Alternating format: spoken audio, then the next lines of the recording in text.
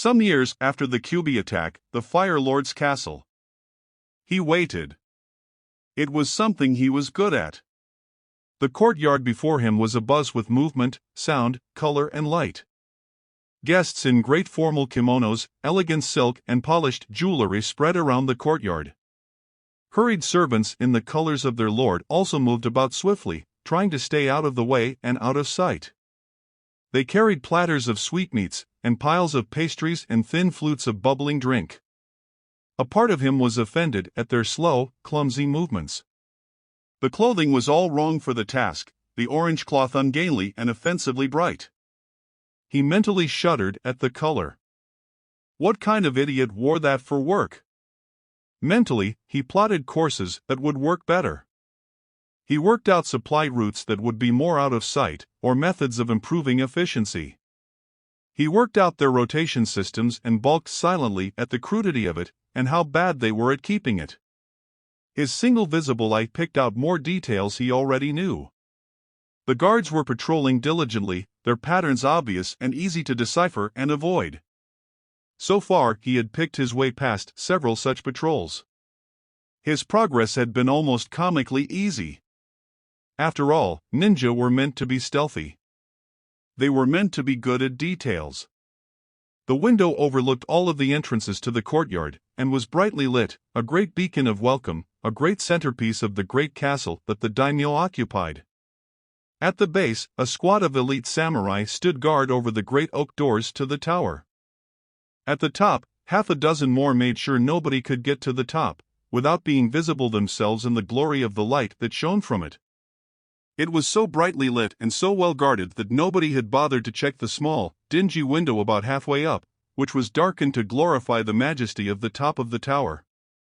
The candles nearby only existed to let people slightly know what they were doing. Any guard worth his salt could climb those stairs in the dark anyway. The flickers on the wall behind pleased him as he waited. After all, they didn't show his shadow. He ran black-gloved hands over his weapon. The crossbow was an antiquated and little-used weapon in the world at large. When opponents tended to see you before you could fire, and it being as good at close range as a caramel dagger, nobody really bothered to use it. It was also slow to reload, at second or two of downtime where a dozen shuriken and kunai could be thrown, and that was with a skilled practitioner. But it was compact, powerful, and more than capable of taking out anyone who didn't suspect it. More importantly, with a little bit of extra modification and just a touch of chakra, things could be made a little more different. His eye flicked to the grand archway that led into the courtyard. It took in the fine marble work and its foundations, working out angles and determining the best places to put explosives should he need to take it down if he wanted to use it for his mission. He flicked to the flagstones on the courtyard. Foundations, tunnels, gas attacks with smoke to disguise his movements. Surprise Doton Jutsu maybe. His mind was less a mind than a thinking engine, programmed to work out the quickest way to complete his job. And every other way possible. And the probability of success for every possibility. Kept the mind sharp. He eased his finger into the trigger grip of the bow. It was nearly time. The bell atop the tower began to toll. Bang! The chatter from the crowd became quieter as the first blow reverberated and the event began in earnest. Bang! A silence fell as they turned towards the archway. The figure in the tower pulled his long hood up over his head, hanging it at an angle so that his visible eye was left uncovered and the other kept further into the dark. Bang! The first figures emerged in the archway. The figure in the tower placed his hands together as if in prayer. Bang! The figure whispered a few syllables before taking hold of his weapon once more. The entrance party made its way around the corner. Bang! The figure brought the butt of the crossbow to his shoulder. It fit like a glove, the stock shaped to fit his figure. He slowed his breathing down as far as he could to decrease any movement. Bang! The figure shut his visible eye and prepared himself. Bang! The target became visible to the naked eye as he passed the great masonry archway. Clad in a rich robe trimmed with animal pelts, he was every inch the vision of a prince. He waved to all around him, blowing a kiss into a group of tittering ladies. Bang! The figure stopped to absorb the crowd's adulation. There was barely a whisper as the finger twitched the fire mechanism. Bang! The daimyo's son fell to the ground as the bell sounded. People looked over to see what had happened. The crossbow was swung back to hang on his back as the figure began flying through hand seals. Bang! The first guard reached the daimyo's son and saw the crossbow bolt sticking out of his chest, having pierced the armor under the robe, straight into his heart. He looked to the tower where the bolt had been fired from, the fact obvious from the angle the bolt had it. Bang! The guards in the tower moved to sweep it clear from top and bottom. The figure leapt upwards as he heard the clatter of iron boots on the stairs. Bang! Midnight struck, and the guards met in the middle of the tower. There has to be someone here. There can't be, they'd have to be invisible. Even shinobi can't do that. They must have somehow got past, locked down the castle. All the guards moved off efficiently down the stairs. As the door at the bottom slammed shut and was locked, the figure dropped silently from the ceiling, deactivating his jutsu. He walked slowly up to the tower to once again wait. Knowing the guards, they would leave the next day to search the nearby countryside for anyone suspicious. By then, he could be long gone. He pulled the hood off his head, stroking a dark gloved hand through his blonde hair. Another job done, another target taken out for his lord and nation. His footfalls were like a child's, light and making barely any noise. Mainly because they were the footsteps of a child. The hooded cloak rippled softly behind him as he moved up the tower. It was difficult to describe the color of the cloak. Black wasn't right. It was close. It was more of a dark gray than a deep, deep green and a midnight blue. It was like a shadow, like raw darkness. He reached the top of the tower and shut off the great light at the top. Nobody would really notice with the guards running everywhere. Finding the darkest corner in the room, he pulled the cloak around him in a practiced movement. His hands cast the genjutsu that would smooth the darkness around him just in case anyone tried to find him again. He allowed himself the luxury of a smile. Uzumaki Naruto did what he was best.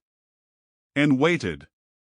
A day or so later, Hiruzen Sarutobi sat in his office, watching out of the window as the sun set beyond the monument. The sight was beautiful, and the day's sunset was a beautiful pinkish red that tinged the clouds in the sky. He sighed. It was a great sign of peace to see such a sight. And such a shame that he was about to deal with his own proverbial devil that haunted the nights beyond his reach. The figure didn't bother knocking. It was on schedule and he knew that Sarutobi kept nights like this free for such occasions.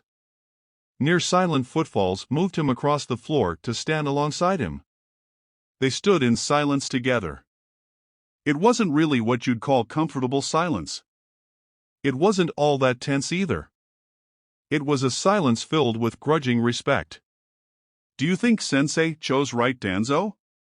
You always ask this, Hiruzen. We both know what I'll say.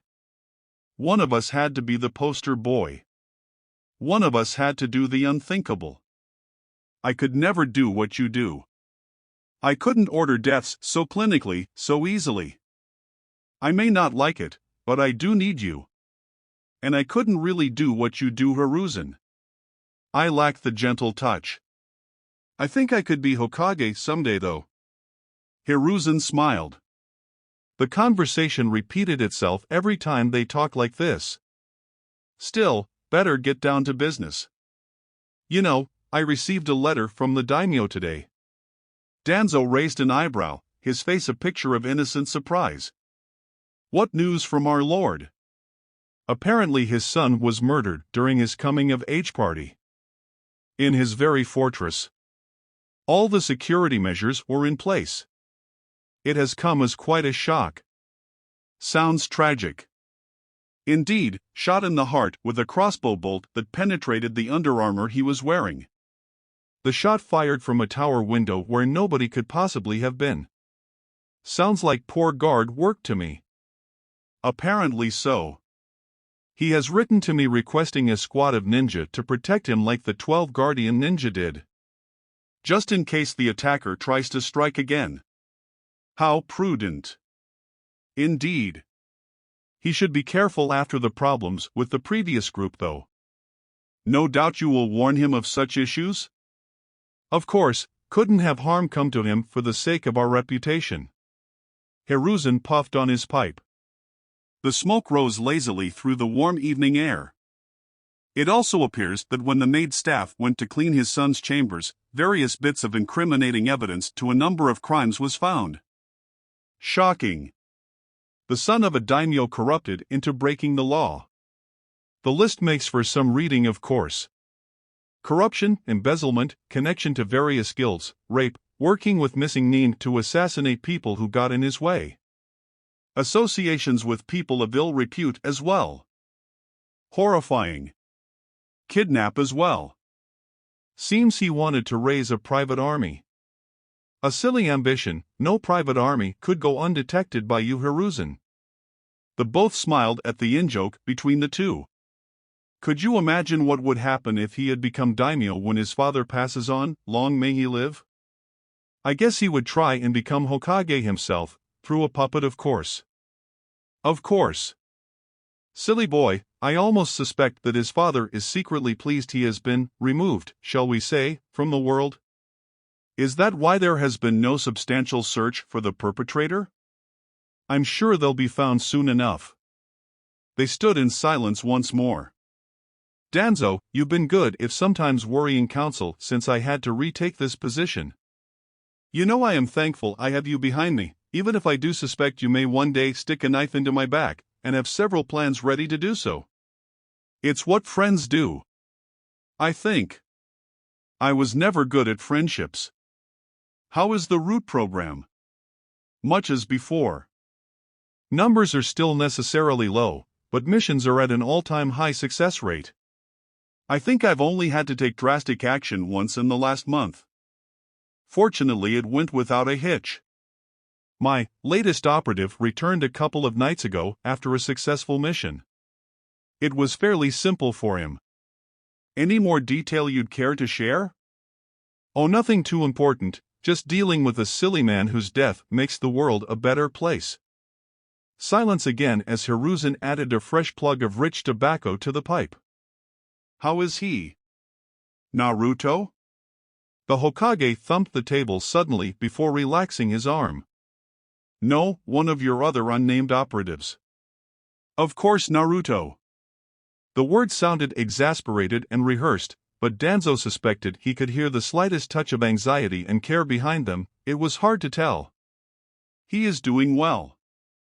I've never met anyone with a more natural aptitude for stealth in my life. It serves him well.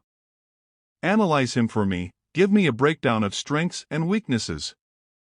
He's quick thinking, excellent at long mid-range and, as I said, stealthy. Damn quiet and has fairly good genjutsu skills.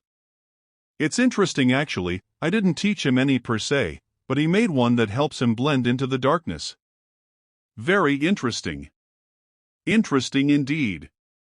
Weaknesses? Straight up fighting. He doesn't have all that much up close and personal, and he's not hugely strong. He is in taijutsu, maybe genin level at best. He doesn't like ninjutsu either but can use the basic 3.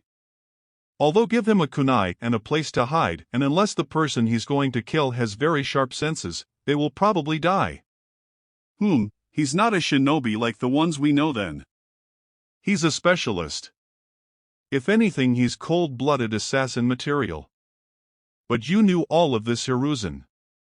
Not a meeting has passed since you entrusted him to me that you haven't asked after him. I understand why, of course. How do you think he'd do in a genin team? Danzo stroked his chin. Not sure. He's not what you'd call social. Explain. The word was more questioning than accusative. Root is not really a good place for a child to grow up. You knew that as well as I did when you gave him to me that night you revealed you knew it hadn't shut down. I had to bring you slightly to heal. I figured he'd be safer with you than on his own once the orphanages stopped wanting him. Although I haven't done any emotional conditioning on him of the type I'd usually do, I suspect he'll find being around others more difficult. He would have hated the academy. Hiruzen motioned for him to continue. More or less every operation I've sent him on has been on his own. Pretty much necessity. He relies purely on stealth, and anyone else would have compromised that. When he gets back to the base, he spends his time training or alone. He doesn't talk to many people, even the recruits his own age. When he does talk, it's to the point. He's very good at waiting. The Hokage took a folder off his desk and handed it to Danzo. The profiles of the probable graduates from this year's academy students. Arrange them into the teams you think would work best. Danzo drew a small table over from the side of the room and quickly scanned each document. Hiruzen smiled as he watched his oldest friend's mind apply itself to the problem. It was something Danzo had always been better at than he had. When Hiruzen saw a problem, his brain saw one route, then had difficulty finding others when it was obvious. Danzo's mind was capable of working out all the routes, then finding the one which worked best. Even if that meant a few deaths that a different route could have avoided. The papers ruffled as Danzo placed the various profile sheets in groups of 3. He stood up as Hiruzen inspected them. Interesting. Mostly similar to the way the instructors and I felt. Now then. He passed Danzo a sheet which simply had the word Naruto written on it. What if Naruto were added to the class? Danzo set to work again. Sheets moved rapidly from pile to pile. Groups were made and split rapidly. Hiruzen watched the dance of the paper carefully. Danzo straightened. It's more difficult than it should be, I'll give you that. I assume you don't mind me shoving 4 of the no-hopers into a jumbo team? If you think it best. Right, then these are the teams.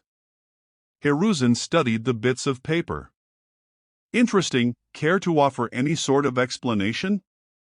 I felt that, he shifted a few bits of paper around, would be far more optimal for his development. Danzo shrugged. Depends what risk level you want really. Putting him with the Yamanaka girl risks her going into his head and discovering things that neither of us would like to see made public. After all, forcing Inochi to mind suppress his own daughter would be bad for morale. As for the Hyuga girl, I don't think she would react well to 1 or 2 of the truths around him. Plus she's too shy. How? Please, your configuration has him with a pair of extroverts. It's clear you're trying to drag him out of his shell a little in your scheme. You read me like a book. Look, as it stands, there is no proper place for Naruto to go that doesn't disrupt some team dynamic somewhere. He wouldn't fit properly with most of these kids. The Hyuga is too shy, the Inuzuka too brash, the Yamanaka too risky, the Nara would work him out too quickly, which is to say eventually. The Akimichi child doesn't fit his strategy. The Aburane kid might work, but that leaves the other teams heavily out of balance. At some stage, there will be an issue with all of these teams. To be honest, one of them is going to get slightly screwed over, and it is likely to be the one with him in it. He's not a team worker. They stood in silence. There is another way we can do this, Hiruzen. And that is? Make him a one-man cell. After all, that's what he has been for so long now, and I don't think teamwork is going to be something he'll take to fast enough. I'll continue to train him, and we give him more specialized missions. Such as? Tailing teams that are on higher-ranked missions. If he needs to intervene, he will. If he is discovered by an enemy, he'll fall back, and they'll assume he's just an ANBU. If the Konoha team discovers him, then he'll use a coded phrase like the ones ANBU use to identify himself. Hiruzen stroked his chin. He will have to be part of the regular forces. He won't be root anymore. although I suspect I might have to change things for him if he is in a single-man cell. I'll miss him. I might not look like it, but I do care for him. He is the closest thing to a son I have. Grant me one favor. Which is? Give him a choice about whether he wants to continue in secret or become a public ninja. He considered. All right, where can I find him? Danzo stared out of the great glazed windows onto the spreading buildings of Konoha. Right now, he'll probably be running through the rooftops. The Hokage waited atop the tower his office stood in. He sat with his arms folded in meditation, as he focused his abilities to sense chakra. It had been far too long since he had trained this part of his skills. He waited and began to feel the world around him in the chakra. Civilians moved below like guttering candle signatures. He could feel the shinobi in the tower and around the town like fireflies moving through the light. He felt for something moving, something weak. And found it. Then it was gone. Then again, and gone. His body tensed as his mind processed what he could sense and plan. There. He moved off as quickly as slightly arthritic limbs would allow him, trying his best to focus on where the flickers of movement were coming from. He didn't follow directly. If Naruto was good, he'd know if he was being trailed. The Hokage wasn't the Hokage for no reason, and his mind soon had it worked out. There was a pattern to the movement. He followed the pattern forwards, adjusted his movements and stopped on the rooftop as the figure landed on the other side. He couldn't tell for sure, but it looked distinctly surprised to find him waiting there. He marveled at the way the small stature blended into the shadows on top of the building. The hood was completely up and the face was hidden inside the darkness of the hood. He caught the slight ripple of the cloak behind in the breeze. How did you know, Hokage-sama? Know what Uzumaki-kun? Where I was going. Then get there before me without me noticing you. He smiled. I'm the Hokage, give me some credit. First off, I can sense chakra. I must say you're very good at concealing your chakra signature given what you contain. The figure seemed to shrug. It was difficult to tell given he was barely visible in the dark. Necessary skill. Indeed. From what I could sense, you were doing a rough loop around the edges of Konoha. You're avoiding some areas though. Mainly the Hyuga, Inuzuka, and Aburane districts. So I worked out this was a pinch point in your route between two of the compounds. Then I saw the rooftops you could have chosen and went for the one with the second most cover. There was quiet as the breeze whispered through the rooftops of Konoha. You're good. Who taught you? I'm nearly 70 years old. You pick up some of this stuff as you go. The most covered building is almost always well guarded, so you take the second best. Nobody properly guards it. Indeed. Can I go? Not yet. I am the Hokage, and whilst I know Danzo keeps little secrets like you from everyone else, I know a lot about you. For example, you are 12 years old. You have so far performed 11 missions which would be ranked BC rank in the standard system, each of them being an assassination mission. Although none of them involved contact with shinobi above Chunin level, and the target each time had no shinobi training. The figure shrugged. I guess I'm good at what I do. Specialism in long range, ambush and stealth. What kind of idiot charges in blindly? There was silence again as Hiruzen contemplated the question. A dead one. It wasn't immediately obvious, but he could have sworn the figure smiled. He just couldn't pierce the darkness under the hood with his gaze. Can I go now? I have an offer for you. Not a mission? The tone sounded disappointed. I'll be plain. As it stands, you are very good at what you do. But you lack several things that I think you'll want in future that you can only really have when you're young. Such as? Now it was confused. Friends? Free time? The feeling of the sun and wind on your face? I know of these things, but do I truly need them? As it stands, you will spend your whole life in the darkness. I want you to spend some of it in the light. The figure moved slightly forwards out of the darkness.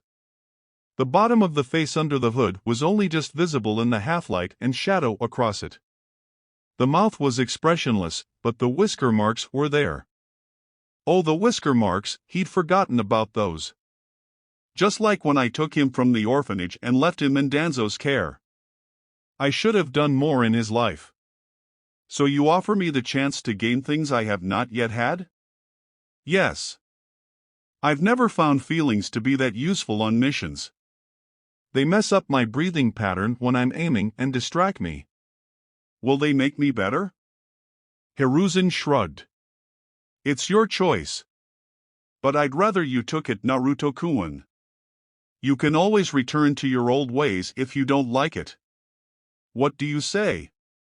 There was a long pause. The cloaked figure moved into a ray of light that shone from the full moon that had risen over Konoha. The moon shadow behind him swayed in the breeze as he pushed the hood back behind his head. Blonde hair, cropped short but still somehow spiky, adorned his head. The face was almost entirely emotionless, the lips a thin flat line under his nose. Hiruzen sighed as he took the image in. The eyes, of course, the eyes as well. Well, the single eye he could see. In the silver moonlight, one eye was a pool of cerulean blue that shimmered like a sapphire in the light. The other eye was covered by a strip of black cloth, much like the one Kakashi wore. He wondered what was under it briefly. I accept. Do I go to the academy for their graduation tomorrow? Not exactly. You won't be in a traditional team as such. With your skill set, putting you into the normal genin mold won't work. As such, you'll be shadowing the genin teams as they go on missions. Intervening as you see fit. Eventually, the teams will be informed of your presence and you can interact as much as you want to. Report to the mission room at midday in 2 days. Try not to be spotted. The figure smiled. I will be there. If you can spot me. He stepped back into the darkness on the building and pulled the hood back over his head. May I go now? Yes. It's been nice to see you again, Naruto-kun, or at least one of your shadow clones. How did you know? I've pulled the shadow clone replacement trick so many times I can recognize it very fast, young Naruto. So go on and dispel to relay your conversation with the actual you. He suspected the figure nodded before it was gone again, a patch of shadowy darkness moving from roof to roof to find a better place to dispel. His brain churned as it thought about the encounter. Was he really doing the right thing? What would Minato think of his actions? He sat on the roof and looked up towards the moon. Well, Minato-kun, I hope I have. I really do. Hopefully he'll become great like you were. He sat in the mission room as the remainder of the desk shunin left the room after finishing their scribing and recording of the day's events. His eyes were fixed on the clock that hung on the far wall above the entrance. The steady tick of the clock came with the second hand inexorably climbing towards the 12. It reached midday and kept going, as time is wont to do. Hiruzen waited a few seconds as he reached out his senses into the room. He smiled. Come out, Naruto-kun. Naruto dropped lightly from the rafters of the high ceiling and landed before him. Hokage-sama. How long have you been there? Since the briefing 2 nights ago. I can wait. Hiruzen silently marveled at the patience of the boy before him. ANBU specialists had been known to hold a position silently for hours. Jiraiya had boasted a week to him when they met up, but he was an expert spymaster. Nobody looked? It's amazing how many people don't look at the ceiling, Hokage-sama. And if they had? I had a light genjutsu up, not so much to disguise me but enough to make them not notice me, or at least not want to. He nodded. His eyes took in the appearance of the young man. He was still wearing the cloak, although it was now a blotched brown. He realized it was blending with the background as he saw it.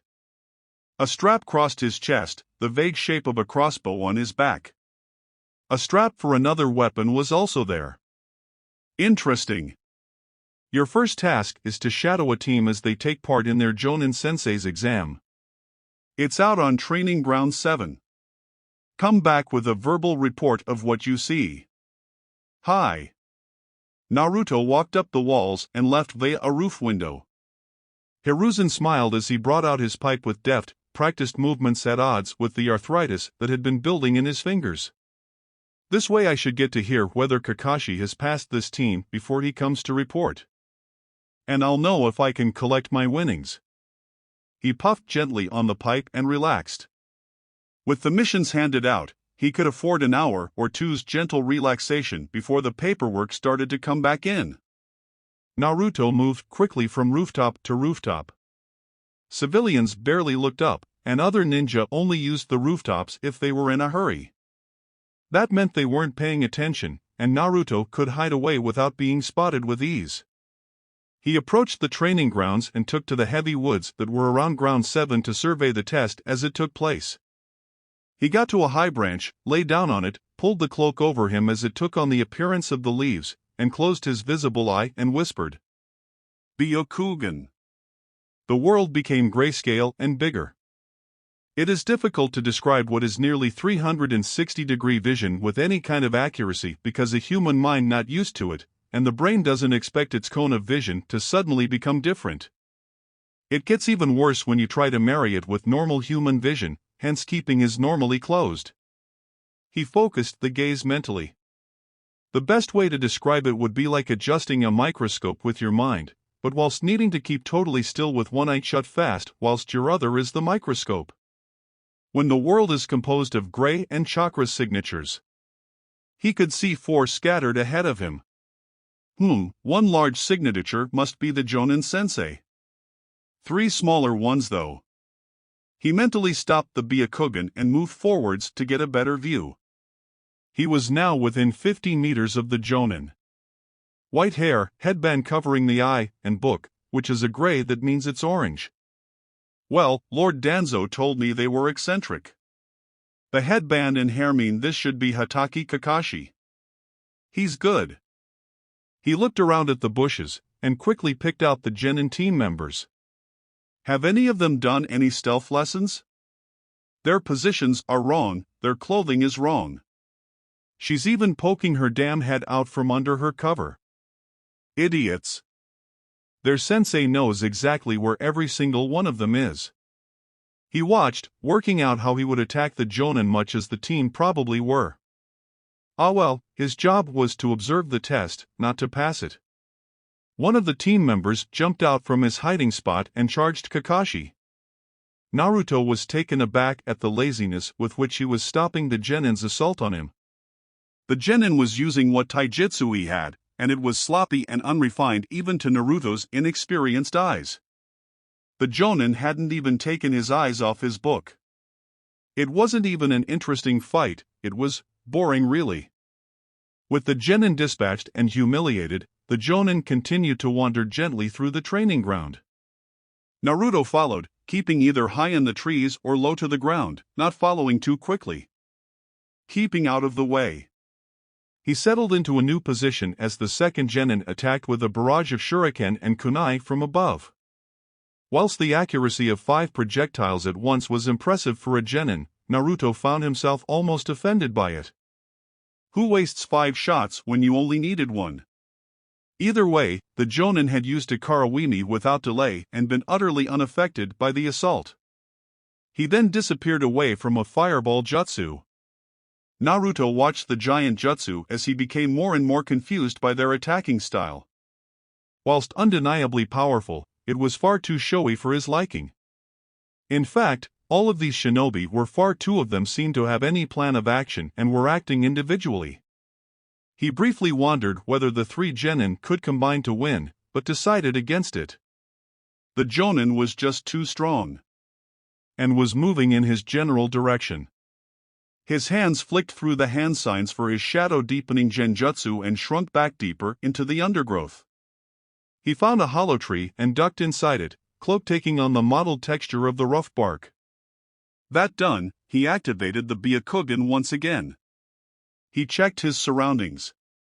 The sensei had managed to take the final genin member, the mixed chakra signals around the girl indicating a genjutsu. And the jonin was moving towards him, still reading his book. He held his nerve. Only if the jonin was a very good sensor and paying attention would he actually be spotted. He kept his watch as the man approached. The man was still reading the book, although Naruto could see his visible eye glancing left and right as he did.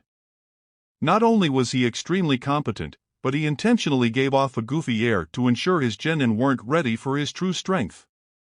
The man glanced up at the tree, and looked directly at Naruto for just the slightest second. He then checked to see if anyone was around, and pulled his headband up to reveal his second eye. Naruto cursed the fact he was wearing a mask, previously hidden by the book. He could have read the facial expression much better if it hadn't been there. His eye saw the other eye. The Byakugan shows life in grayscale except for chakra. Chakra is usually a pale blue, although different personalities could show different colors. Kakashi's eye was a subtlety darker color than the rest of him. And spun gently. Like Lord Danzo's eye. He has the Sharingan too, it must be Hatake Kakashi. Naruto realized that if he could see Kakashi's eye, it meant Kakashi could see through his genjutsu. He had been found. Instinct honed by hours of training kicked in. He dropped smoke, created a couple of shadow clones and fled, each clone going in a different direction. Byakugan active, he focused his real eye ahead to stop him hitting everything, and his Byakugan behind him as best he could. Aside from the blind spot where the optical nerve connected it to his brain, as best he could see he wasn't being followed at all. In fact, the figure was waving goodbye in a faintly surprised manner to each clone in turn. He stopped. Kakashi had clearly seen him but had made no move to follow or speak to him. In fact, he had been pleasantly surprised. That didn't square up. He stopped moving and ducked instinctively under the thickest cover he could find and looked out once more using the Byakugan. Kakashi was moving off again in the slow deliberate fashion he'd done when the test had started. No urgency, just a slow stroll with the book held out in front of him. So, he had been found by an experienced ninja, who, instead of demanding to know who he was and why he was there, had let him escape.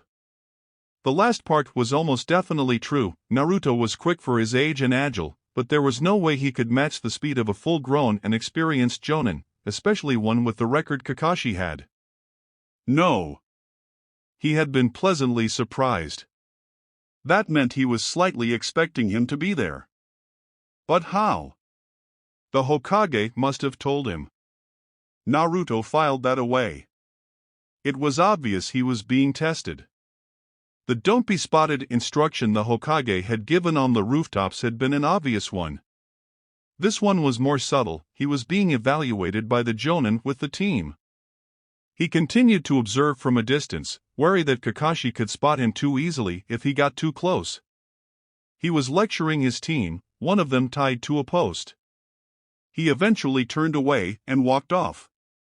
The team wasn't going anywhere, might as well see what Kakashi was doing. He had a hunch.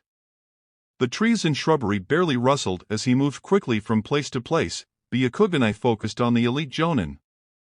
He had been right. Kakashi was hiding with a clear view of his charges, and was watching them closely. Naruto stopped a short distance away, and considered throwing up a genjutsu. He dismissed the option. It hadn't worked the first time, it probably wouldn't a second time. Could he get a shot off with the bow? Maybe, but this man was elite. He looked through the trees at his target again. His focus on the genin was very tight. Maybe from above? He moved up into the branches of the trees, and reached behind him. The reassuring black leather grip of the tanto blade he kept on his back slid into his palm in a very practiced motion. He crept along the branch until he was nearly above Kakashi, and unsheathed the blade slowly, well-oiled sheath barely whispering as the blade slipped from it. He took a grip, and dropped, blade moving towards Kakashi's back through the air as he pushed it down to increase the power it would hit Kakashi with. Kakashi reacted at the last possible moment, rolling away and launching a kunai at him. He shifted the blade just enough to block the projectile with a clang. It slammed into the earth as he prepared to move again. "You're good, I only knew you were there just before you dropped. Although you're not retreating like last time. How did you spot me?" "Luck. The shadow in the tree didn't look right. I've seen enough genjutsu in my time and decided to take a better look. It was good work. I expected as much. Hokage-sama sent me here for you to test me." Kakashi found himself a little taken aback. The way he'd said it bore absolutely no hint that he doubted it at all. It was a fair deduction. "Yeah. You're good. Although a chunin, if they spotted you, would be enough to stop you at this stage. Your block with the tanto wasn't particularly good, and that cloak will get in your way in a straight-up fight. You are quick though. I don't get spotted. Even if I do, it's usually because I want to get guards to move. Quick too. Well, we'll both report to the Hokage later about each other, I guess. What do you think of my team? Too brash. No stealth at all. No dress sense either." Kakashi shrugged. "Well, I have to pass them. They seem to have finally worked out to work as a team. Quite rare. Ja-ne." He disappeared to pass the team. Naruto moved off back towards the briefing room to wait again. It should only take a couple of hours, and he could wait. Hiruzen stood in his office as he watched the clock slowly tick towards 5.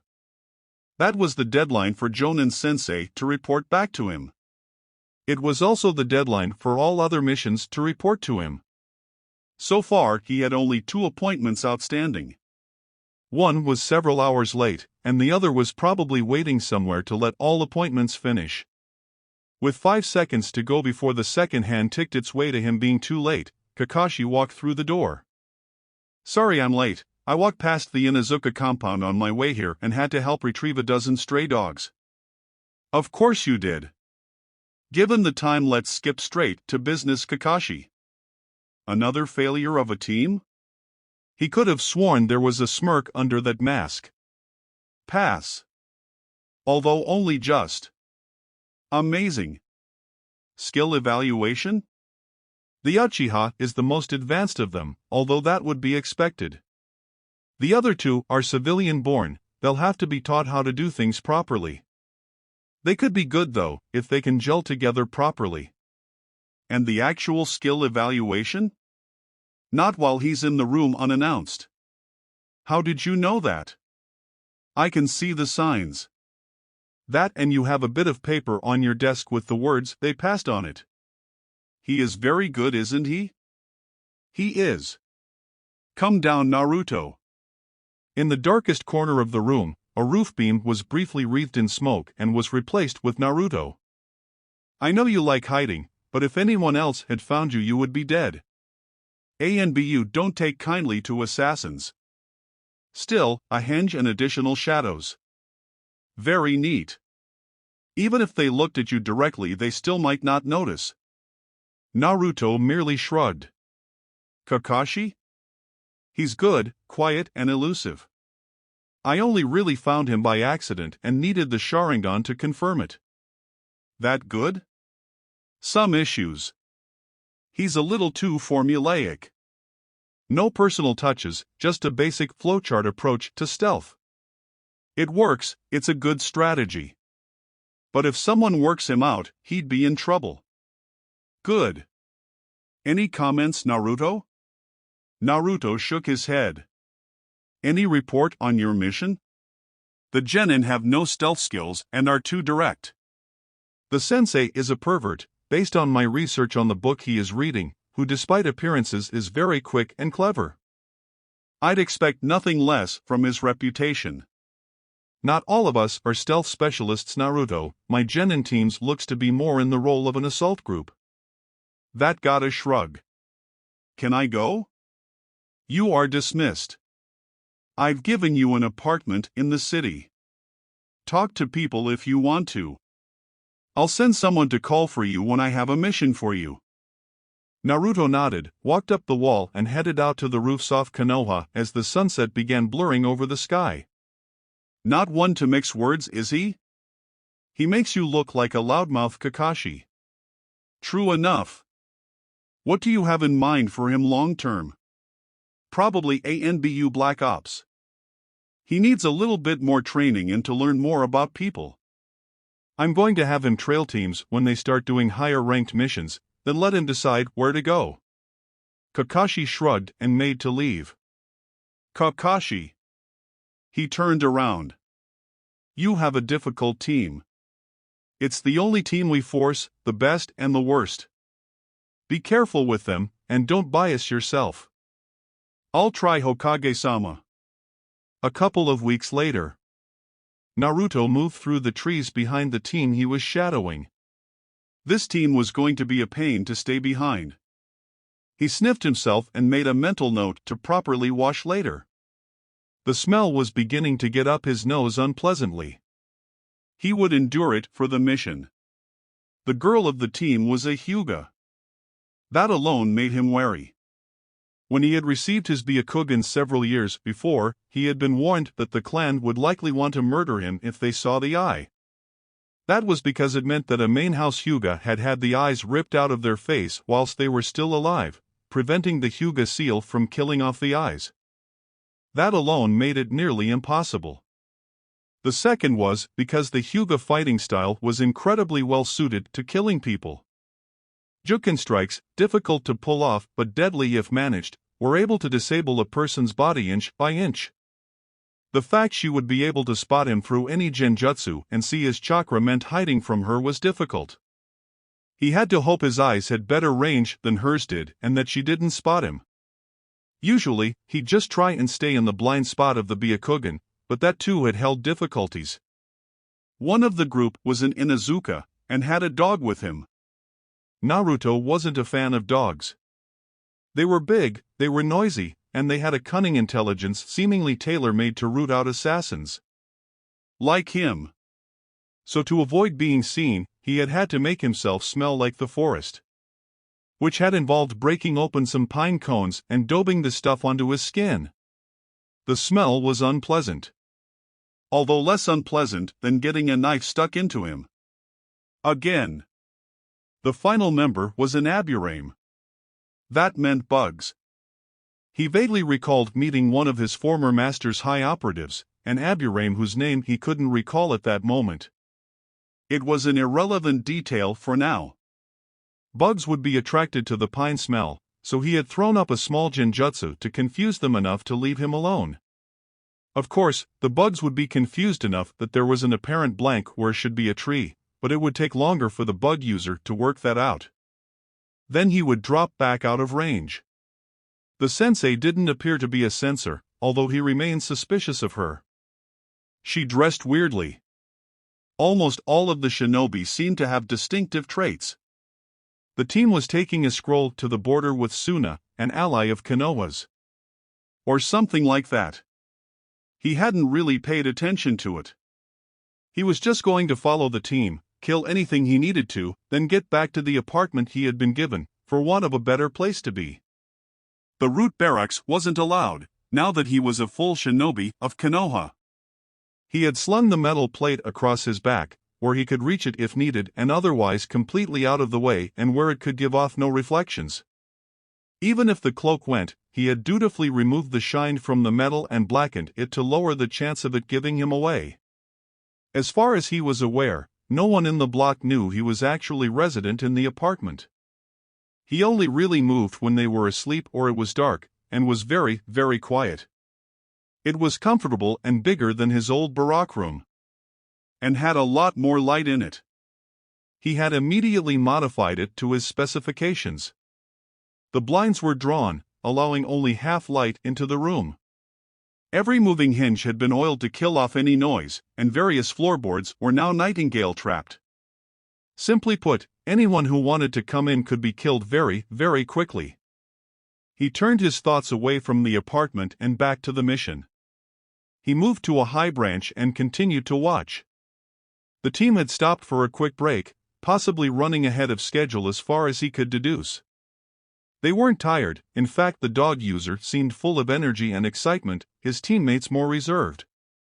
The sensei looked relaxed. He studied the girl more closely. The black and white Byakugan vision wasn't particularly good at assessing appearance, but Naruto could read body language. And lips. Reserved, shy. No big movements. Uses full honorifics as well, seems nervous but excited. His gaze moved to the dog user, who was bounding around with his canine partner as he talked. Brash, loud. Too loud. Offensively loud, I can hear him from here. Quite fast, very extrovert. All big movements. Keeps looking at the girl and smiling. His eyes caught the sensei. Telling him off. Authoritarian, but doesn't look comfortable. Similar to the Hyuga girl. Not used to this. Defensive posture, possibly her fighting style, lack of weapons around. Nin or Genjutsu specialist. Clothing suggests possibly the latter. Korinai Yuhi. Confirm with eye color. The Aburame he gave only a sparing glance before he realized he was getting nothing off him other than the fact he was the most proper ninja out there. Quiet, glasses could be more optimized though. No discernible body language and his back is turned. Looking back. Should be cautious of him. The bug user didn't seem to say anything, and the team was soon moving off again, moving at a 50% pace to reach the border river. He continued following, mentally preparing himself for any conflict that might occur. An attack was unlikely, but still, it always served to be prepared. As he moved to a better position, he slid the crossbow off his back and slipped a bolt into the firing mechanism. He had studied the maps for the mission briefly. The word river was a stretch, it was little more than a stream. But it served as a boundary, so it had to be a little more grandiose than stream. The Konoha team was now waiting. He suspected that this mission was a C rank only because the document was slightly important, and more to just give them experience of fieldwork. Staying behind them, Naruto shifted himself onto a tree branch, throwing his cloak over himself to keep hidden, readied the bow, and waited. It took only 15 minutes for the Suna delegation to arrive. By that time, the Inuzuka had got bored, the Hyuga nervous, the sensei annoyed. For Naruto, it had barely been any time at all, his crossbow aimed in the general direction of the crossing. The Suna team was fairly nondescript. Their sensei looked bored as the team made it to their side of the stream, where the vegetation was sparser and shrub-like. Byakugan deactivated for the moment, Naruto began to assess the Suna team. Nothing unique looking, clothing suited to desert wear. Genin seem interested by plant life. Some weaponry amongst the genin. Sensei carries a fan. Interesting. The Suna Jonin waved to his Konoha counterpart, who waved back. He began to cross the stream. Then there was a bit of a kerfuffle. Naruto concentrated on the two sensei, which were now in the middle of a standoff. He read the lips to see what the conversation was. Aren't you supposed to disarm before you cross the borderline? Look. It's a C rank. No one is watching, no one is going to kill us if we break the stupid protocol. Can I just have the scroll so I can get this bunch of bedwetters home? You haven't even identified yourself. You and your charges carry weapons into Konoha territory, and whilst we are allies, this is an affrontment. I know it's a C rank, but you should be setting an example for the genin. Look bitch, I didn't ask for this. Tough. Back off, provide ID or I will take measures against you. That made things interesting. Naruto turned on the Byakugan to check the chakra signatures. The Konoha team was fine, as were the visible teams, genin lining up loosely behind their sensei warily. It was the second group of signatures that really made Naruto look again. There were 4 of them, hiding in the earth off to one side. In the earth, Doton Jutsu. Another Suna team?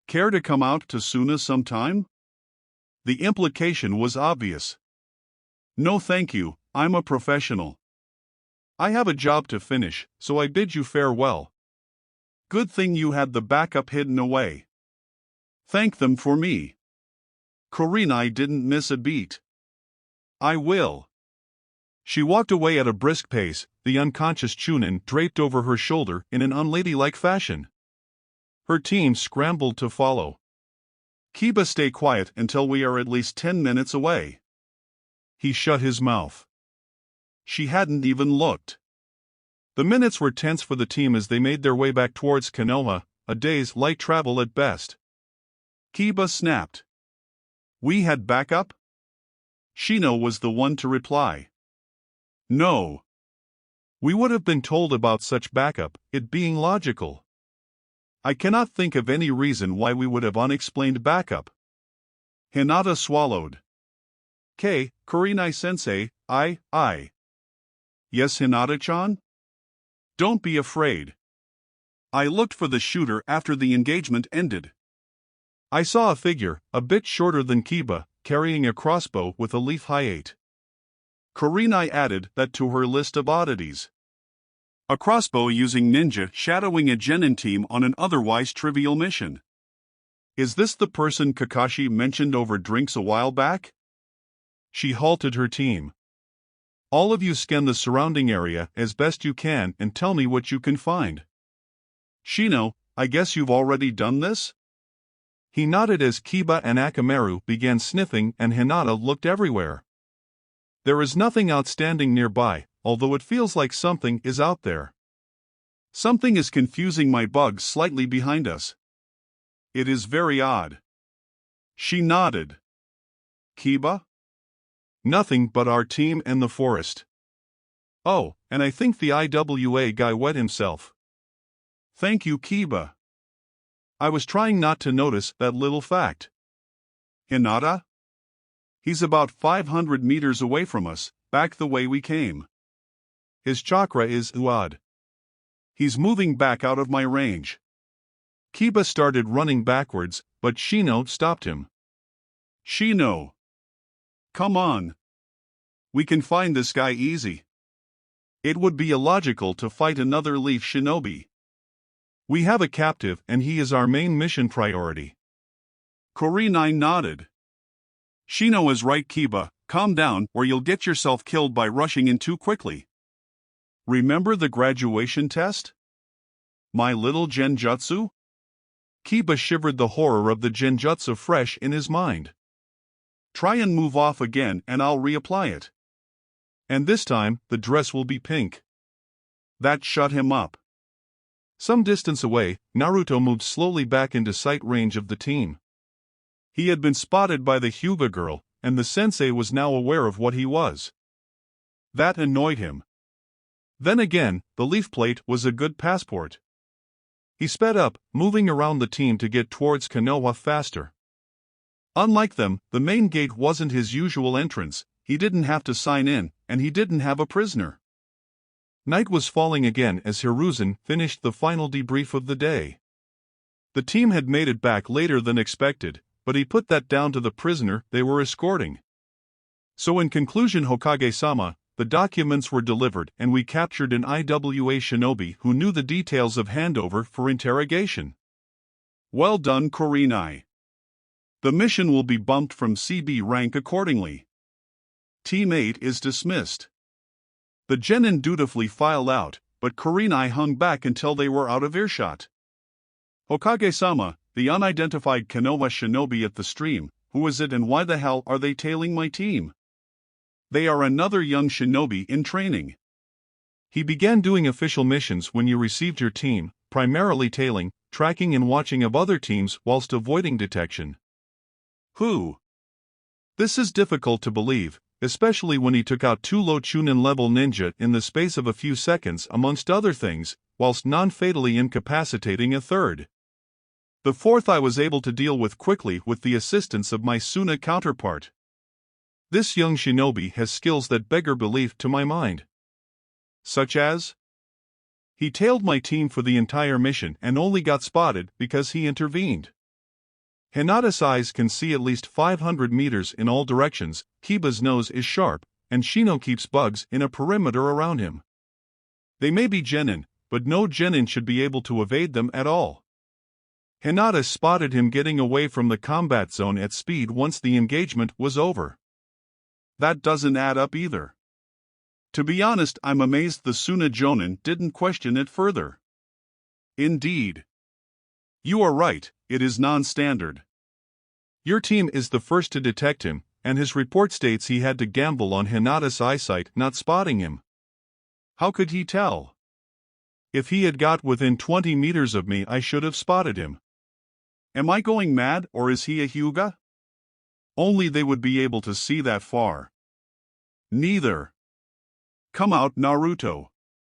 Kurenai sensed the short burst of chakra as the genjutsu Naruto had been holding ruptured. A chair in the slightly darker corner of the room became Naruto, and he walked to stand before the desk. Kurenai stared at the spot he had been as he walked over.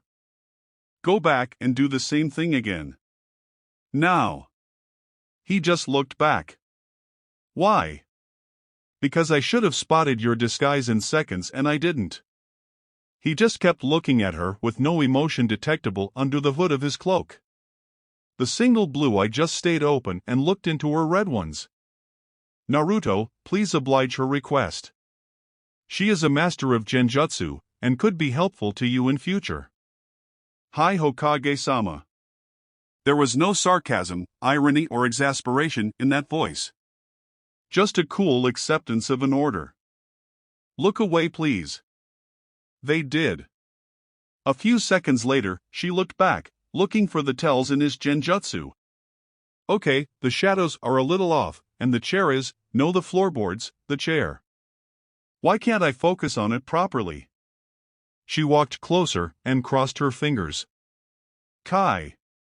Now she could see the chair. The transformation was good, no discoloration or obvious deformity that usually appeared on the standard genin henge for more complex objects. She moved her hand towards the chair, expecting to meet the resistance of a person where they were hidden. There was none. She ran her hands over the chair. It was very chair-like. She tried to pick it up.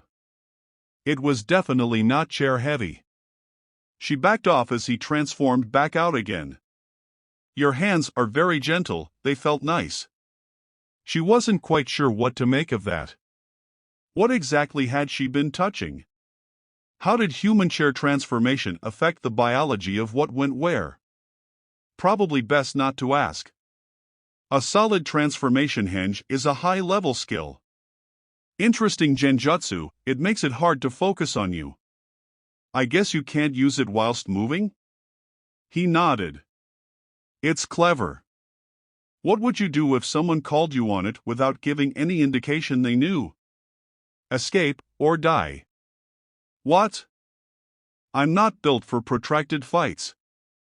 Why don't you learn? Never needed to. That statement shocked her most of all. From anyone else, it might have been arrogance. This didn't sound like it. It just sounded like a statement of fact. There might have been a hint of pride. Not really though. Under the hood with one eye visible in the half-light, he was unreadable. Take off your hood. No. I need to know how you knew what my team was doing. No. She couldn't stare him down. Kurenai, there are some secrets that should be kept. That young man holds more secrets than I like. I still want to know. There was a small creak from the doorway and Hiruzen turned to look. There was a nervous squeak from someone outside. Enter. The doors opened and Hinata walked in, Byakugan active. Her face was nervous, and her posture tense. Kurenai swept round to look at her. Hinata, why are you here? How much did you hear? All of it, Kurenai-sensei. Why did you come back? I wanted to talk to you. Then I kept listening. I think I know how he could see our team. There was a click. Kurenai turned to see Naruto, crossbow raised to his shoulder, aimed in a very, very still and deliberate manner directly between Hinata's eyes. She moved between them. There was a blur, and the crossbow pinwheeled across the room from Naruto's hands. The Hokage stood before him. Naruto, do not draw your weapon on a fellow Konoha shinobi. She may know a secret she should not, but killing her is not the way to manage this situation. But if she spreads it, you know the consequences will be worse than her death. You still don't do it. I can handle it. Just for this, I want Hinata to reveal what she thinks she knows. Hinata? The girl was still still having seen the crossbow leveled. Kurenai leant down next to her and drew her close in. Just whisper it to me if you want to. She did so, slowly and trembling, just about getting the last syllable out before she passed out, the situation becoming too much. Kurenai leant her up against the desk, marched towards Naruto and pushed the hood back. The strip of fabric he had tied across the only made the single defiant eye that stared back even more imposing. Show me. Do you have a Byakugan? He pulled back the fabric to reveal it. The sight was off-putting, one eye pearly white and the other azure blue. After a brief second, he pulled the fabric back over it. Happy? Satisfied. Not happy you drew a weapon on my student. Harm her and you die. You will not hide from me. Fine. Kurenai drew back and mentally calmed herself. Hokage-sama, what do we do about Hinata? If she learns her suspicion is correct, she will be duty-bound to see him hunted down by her clan for having one of their eyes. It means a main house member had it taken from them. It will not sit well. Agreed. However skilled the Yamanaka are, they cannot force her to forget. You must swear her to silence on the matter, and hope her clan does not learn of it. I think the fact she wouldn't want him to die will keep the secret safe. She's not the vengeful type. The Hokage nodded and turned back to Naruto, who was standing still as he waited. Anything to add, Naruto? No, Hokage-sama. You could apologize? She is unconscious. It would be pointless. Then ask Kurenai to pass it on. Hiruzen smiled as it took Naruto slightly longer to act than it should have done. Naruto was now looking at Hinata's peaceful form, and he thought there was just a hint that he felt some sort of emotional response to it. Kurenai-san, please pass on my apology to Hinata? The way he said it sounded like a child using a new word for the first time. The inflection made the word apology sound like a question more than a statement. It almost made him chuckle. I will, Naruto. If you'll excuse me, Hokage-sama. She left, cradling the sleeping Hinata in her arms as she made to take her home. Hiruzen turned to Naruto. Now for you. You intervened in a mission, explain. I was in a better position to eliminate the threats. The two genin teams were not paying attention to their surroundings, and I suspect I saved the lives of some of them. I was only detected as I fell back, and as the team was occupied knew I could make good the escape. Hiruzen nodded. Saving genin was important, even if it did seem odd to sacrifice an elite ninja for a rookie one. He'd seen enough promising candidates die on the field because a jonin didn't care. Well, that team was always going to be difficult to avoid detection. You did well.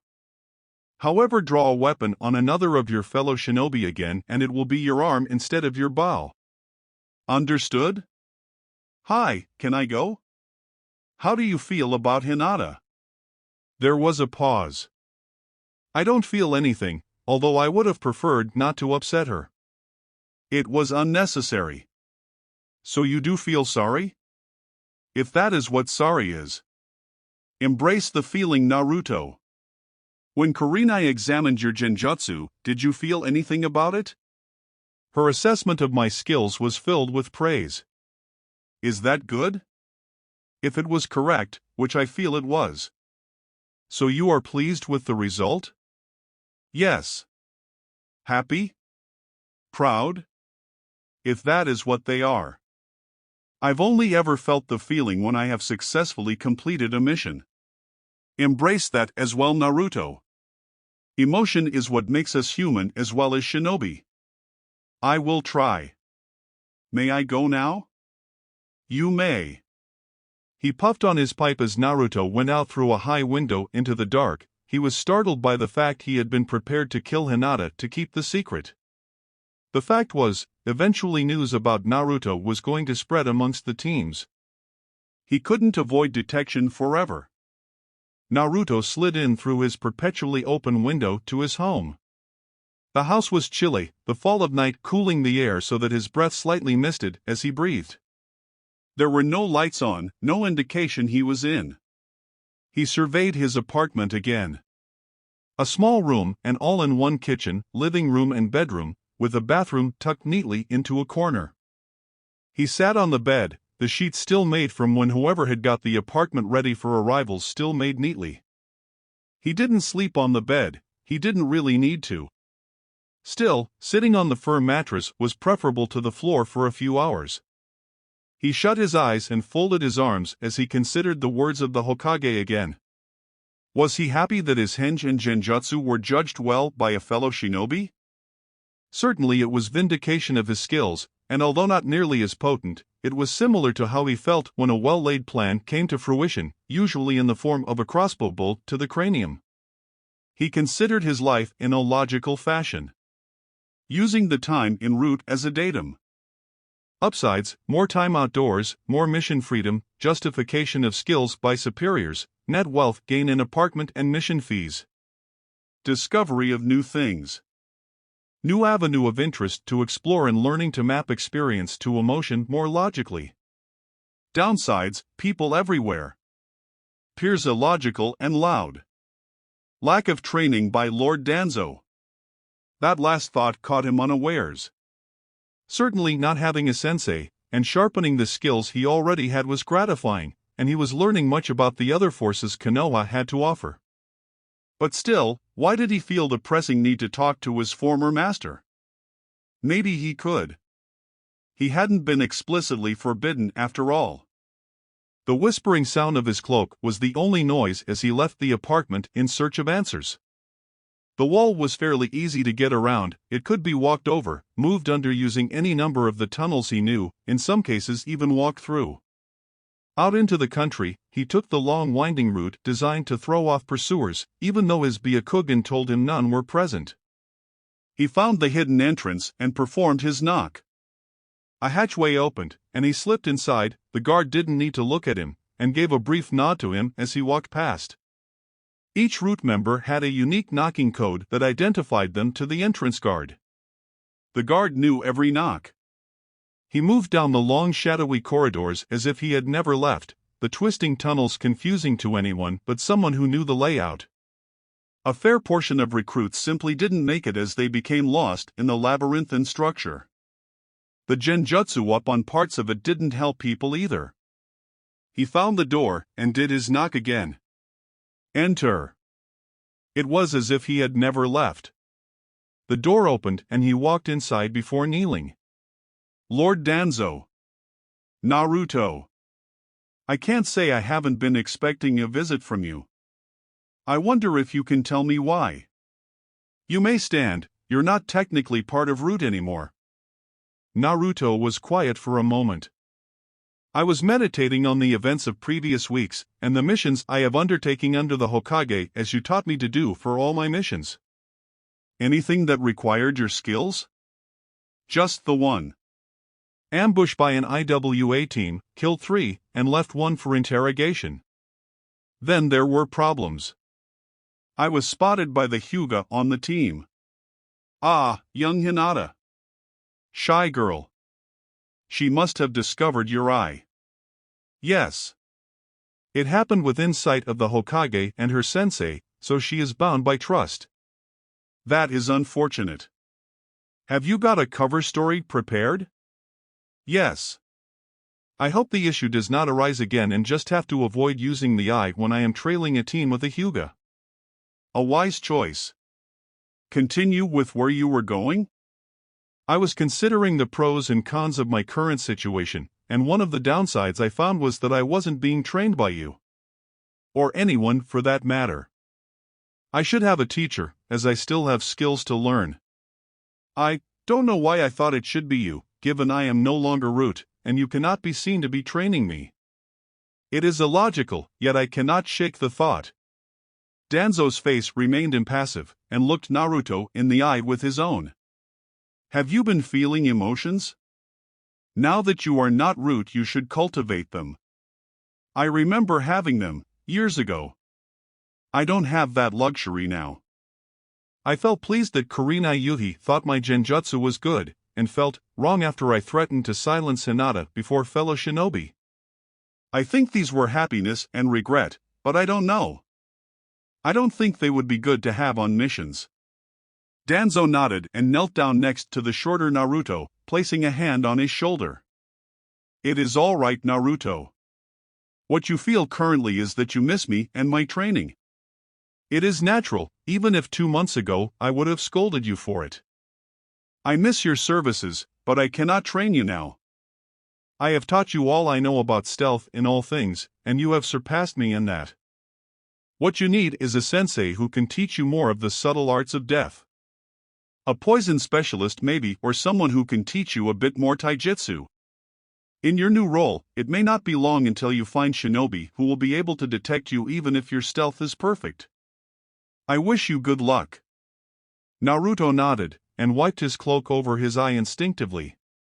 He then looked at it wondering why he had done so. Sadness is the emotion I know most about, Naruto. I can give you a bit of advice. Do not dwell in it, but use it as motivation to make things better. I am sad I am not Hokage, or that I cause deaths. I use it to push myself onwards to greater things. Hi, Danzo-sama. Now get going, and come back if you feel the pressing need, otherwise best we dwell in the shadows. Danzo watched as his charge went through the door and vanished into the black tunnels, before turning back to his works. I hope you know what you're doing, Hiruzen, as you will either make or break that boy.